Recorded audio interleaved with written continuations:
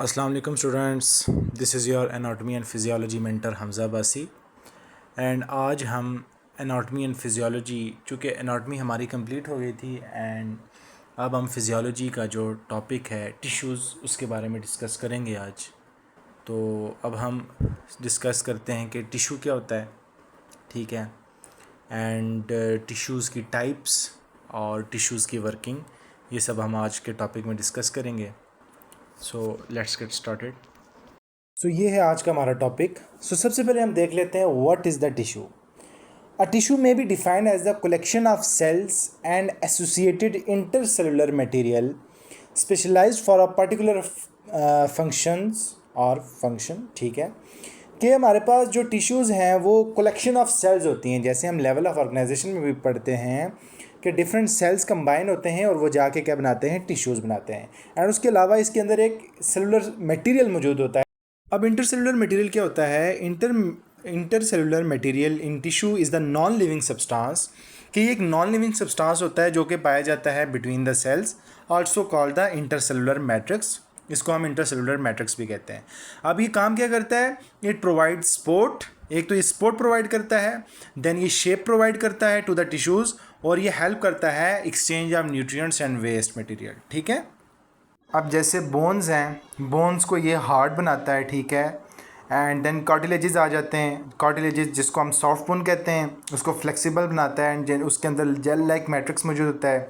Then blood है हमारा, तो ये लिक्विड मैट्रिक्स मौजूद होता है इसमें, जिसको हम प्लाज्मा कहते हैं। देन जो हमारे पास कनेक्टिव टिश्यूज़ होते हैं जो कि हमारी फाइब्रस मैट्रिक्स हैं, जो हमारी बॉडी को फ्लेक्सिबिलिटी प्रोवाइड करते हैं, स्ट्रेंथ प्रोवाइड करते हैं, ठीक है। तो ये होते हैं हमारे पास इंटरसेलुलर सब्सटेंस, जिसको हम इंटरसेलुलर मैट्रिक्स भी कहते हैं। अच्छा, अब हमारे पास अगर हम टाइप्स ऑफ टिश्यूज़ की बात करें तो हमारे पास 4 तरह के टिश्यूज़ होते हैं, ठीक है। एक है हमारे पास एपिथेलियल टिश्यूज़, एपिथेलियम जिसको कहते हैं, जो कि हमारी स्किन की लाइनिंग में मौजूद होता है, ठीक है, या हमारे जो ऑर्गन्स हैं उनकी लाइनिंग में मौजूद होता है। और दूसरे होते हैं हमारे पास कनेक्टिव टिश्यू, जो नाम से इंडिकेट कर रहे हैं, जो कि डिफरेंट ऑर्गन्स को, डिफरेंट मसल्स को मतलब अटैचमेंट करवा रहे होते हैं ये, ठीक है। देन हमारे पास मस्कुलर टिश्यूज़ होते हैं जो कि मसल्स को बनाने में हेल्प करते हैं, ठीक है। देन हमारे पास मसल्स बेसिकली प्रोटेक्ट कर रहे होते हैं हमारी बॉडी को। जैसे अगर आप देखें कोई मोटा बंदा होता है ना, उसको चोट कम लगती है, ठीक है। तो नेक्स्ट होते हैं हमारे पास नर्वस टिश्यूज़, ठीक है, जो हमारे पास नर्वस सिस्टम को बनाने में हेल्प कर रहे होते हैं, ठीक है। तो ये सब हमारे पास टाइप्स ऑफ टिश्यूज़ आ जाते हैं, ठीक है। अब हम सबसे पहले बुक के हिसाब से सबसे पहले हम डिस्कस कर लेते हैं what is the connective tissue.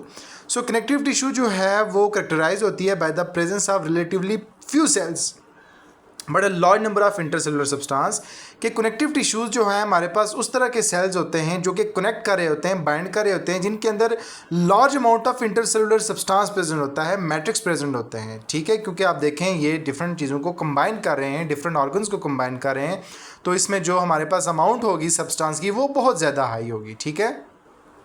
सो क्या हमारे पास connective tissue are named because of their special function. अब कनेक्टिव टिश्यूज़ का नाम कैसे जनरेट हुआ, नाम कैसे बना? Because of their special function of linking. एक तो ये डिफरेंट ऑर्गन्स को, डिफरेंट बोन्स को मसल्स के साथ, बोन्स को बोन्स के साथ ये क्या कर रहे होते हैं, लिंक कर रहे होते हैं, ठीक है। And supporting other tissues and organ of the body, और अदर टिश्यूज़ और ऑर्गन्स ऑफ द बॉडी को सपोर्ट कर रहे होते हैं। जैसे अगर हम बात करें, हमारे लिगामेंट्स हो गए, हमारे टेंडन्स हो गए, ठीक है, हमारे डिफरेंट बॉडी ऑर्गन्स को ये क्या कर रहे हैं जी, हमारे पास सपोर्ट कर रहे होते हैं, ठीक है।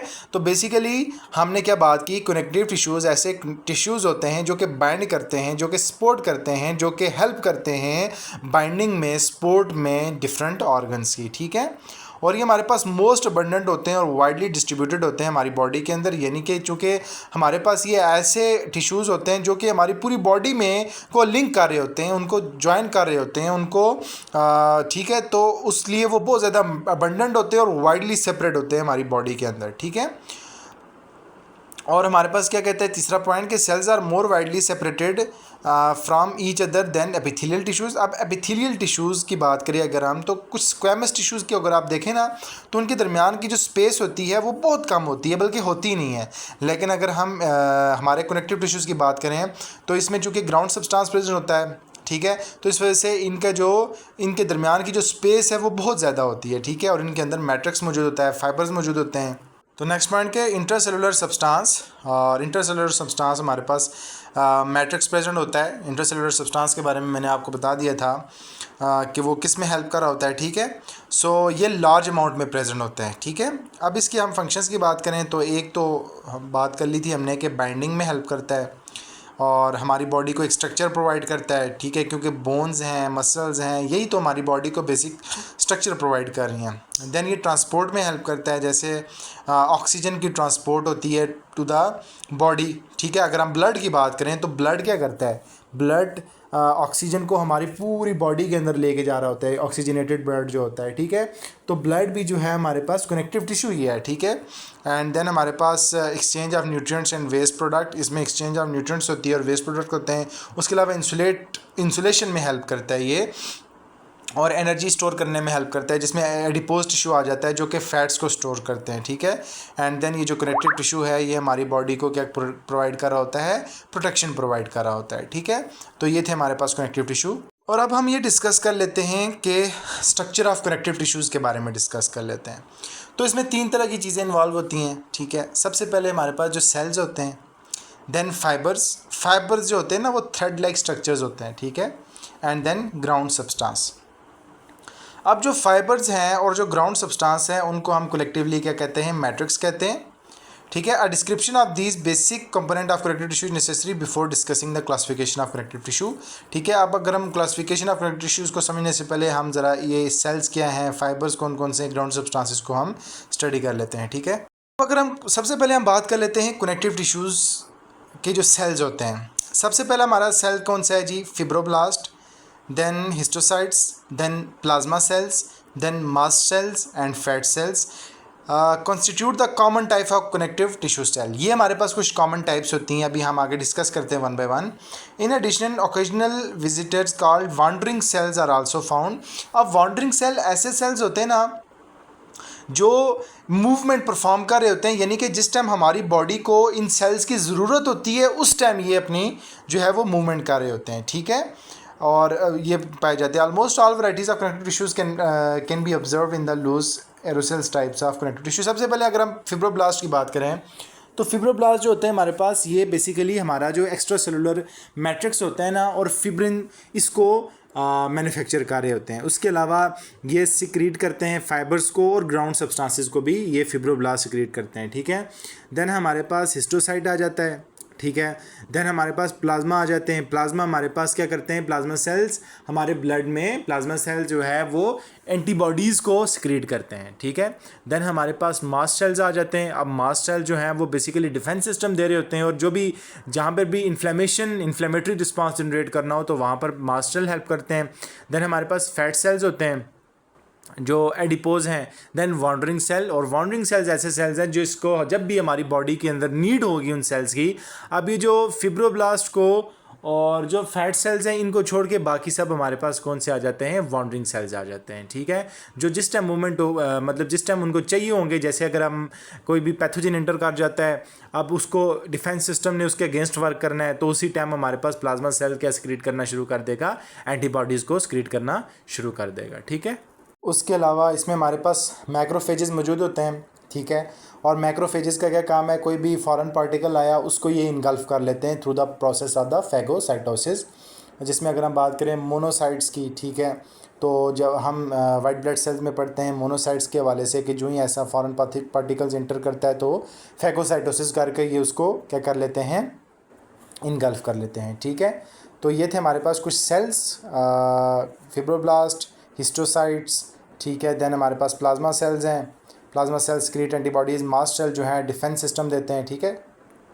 नेक्स्ट हमारे पास आ जाता है, क्योंकि हमने बात की थी जो हमारे पास, अगर हम बात करें जो कनेक्टिव टिश्यू किस तरह बनते हैं, तो हमने कुछ सेल्स की बात की थी, then fibres and then ground substance की, ठीक है। तो सेल्स हमने देख लिए कौन कौन से सेल्स प्रेजेंट थे। अब हम बात कर लेते हैं फाइबर्स की, ठीक है।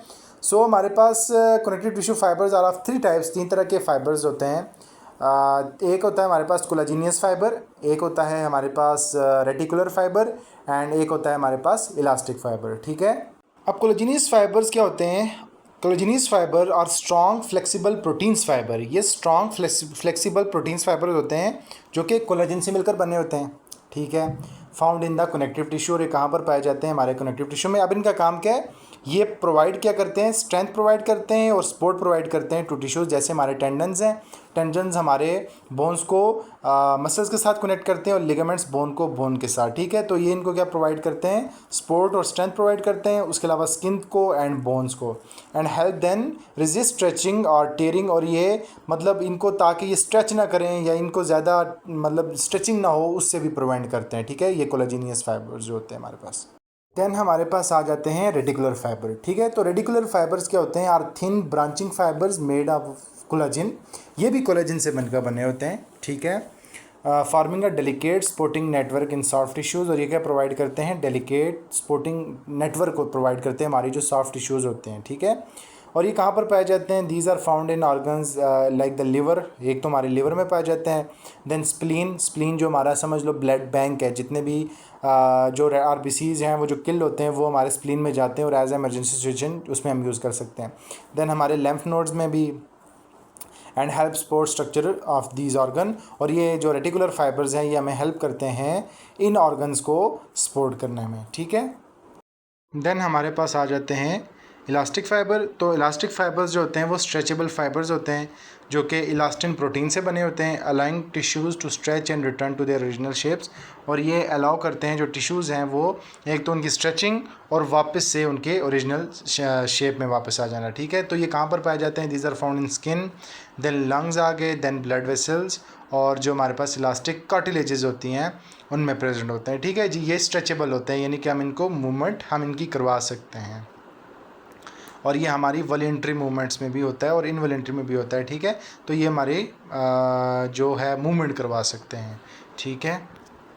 अब जो नेक्स्ट है हमारे पास वो है ग्राउंड सब्सटेंस, ठीक है। सबसे पहले आप ग्राउंड सब्सटेंस का जो अपीयरेंस ये समझ लें कि वो विस्कस से होते हैं, होता है ये लिक्विड है, ठीक है, लिक्विडिफाई, लेकिन विस्कस लिक्विड होता है। जैसे अगर आपने हनी देखा हो, शहद, तो वो विस्कस शेप का होता है। अगर आप उसको गिराओगे तो वो आस्ता आस्ता इस तरह का चिपचिपा सा होता है, जेल लाइक होता है, ठीक है। तो ये जो ग्राउंड सब्सटेंस होता है ना हमारे पास, ये भी जेल लाइक होता है।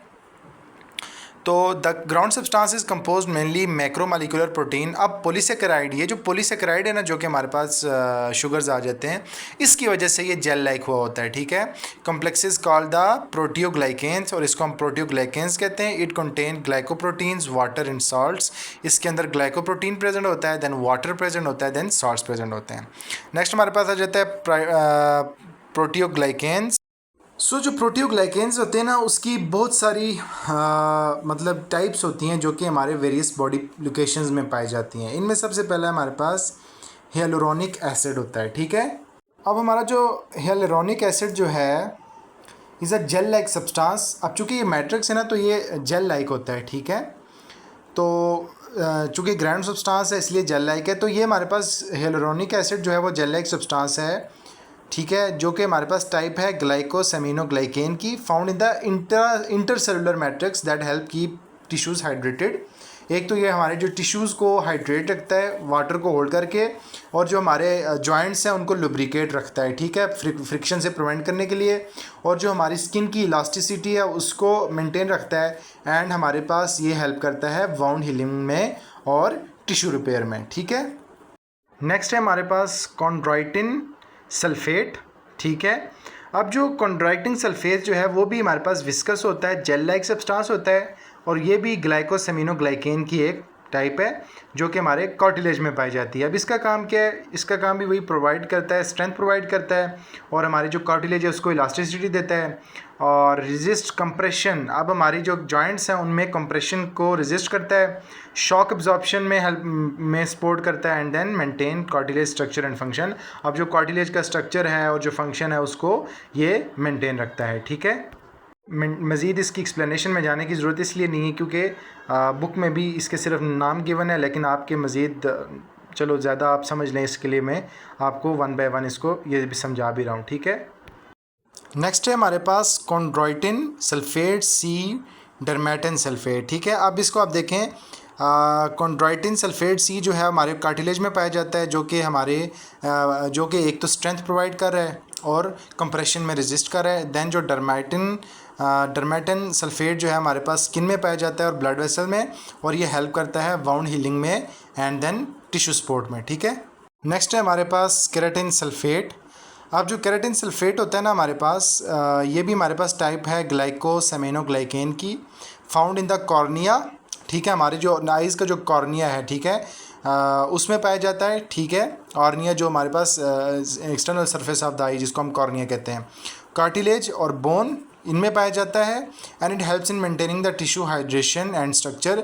एक तो ये टिश्यू की हाइड्रेशन और स्ट्रक्चर को मेंटेन करने में हेल्प करता है, और ट्रांसपेरेंसी स्पेशली इन द आई, और जो आइज़ की ट्रांसपेरेंसी है उसमें हेल्प करता है। ठीक है, अब ट्रांसपेरेंसी से क्या मुराद है कि जो लाइट अमाउंट ऑफ लाइट हमारे आइज़ के अंदर इंटर कर रही है वो प्रॉपर है, उसके अलावा जो हमारी विजन है वो भी प्रॉपर है। ठीक है, ये सब हमें ये सब भी किस वजह से होता है, हमारे पास केराटिन सल्फेट की वजह से। ठीक है, एंड देन हमारे पास लास्ट आ जाता है हिपरिन सल्फेट। अब जो हिपरिन सल्फेट है वो क्या काम करता है जी, वो भी हमारे पास एक ग्लाइकोसेमिनोग्लाइकेन है जो कि हमारे पास सरफेस ऑफ सेल में पाया जाता है और बेसमेंट मेम्ब्रेन में। ठीक है, अब इसका काम क्या है, एक तो सेल की सिग्नलिंग और उसकी ग्रोथ और रेगुलेशन, उसके बाद जो जितने भी सब्सटेंस होते हैं किडनी के अंदर उनकी फिल्ट्रेशन में, एंड देन ब्लड वेसल्स की डेवलपमेंट में। ठीक है, और ये भी रिलेटेड होता है हेपरिन के। हेपरिन बेसिकली हमारे पास एंटी कोएगुलेंट है जो ब्लड को इंटरनल क्लॉटिंग से प्रिवेंट करता है। ठीक है, या अगर अचानक कट लग जाए तो इन्फ्लेमेटरी रिस्पांस जनरेट होने तक जो ब्लीडिंग है वो होती रहे, ये मतलब हेपरिन जो है वो एंटी कोएगुलेंट होता है जो कि प्रिवेंट करता है ब्लड की क्लॉटिंग में। ठीक है, एंड लास्ट हमारे पास आ जाता है glycoprotein. So these compound are also composed of proteins and carbohydrate. जो ग्लाइकोप्रोटीन्स है वो प्रोटीन्स और प्रोटीन्स और कार्बोहाइड्रेट से मिलकर बने हुए हैं।